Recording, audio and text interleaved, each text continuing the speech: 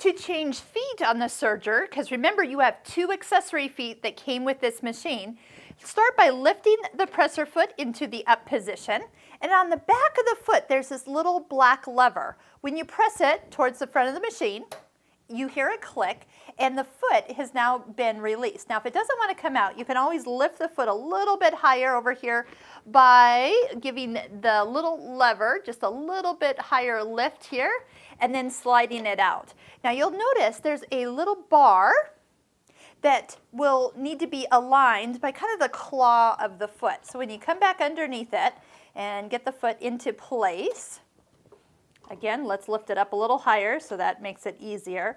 Then when you lower it down, it usually does not connect. The easiest way to do this is to touch the lever in the back and let it kind of grip upon the foot, and that reconnects it as it should be. Then when you lift it up, everything is back to normal.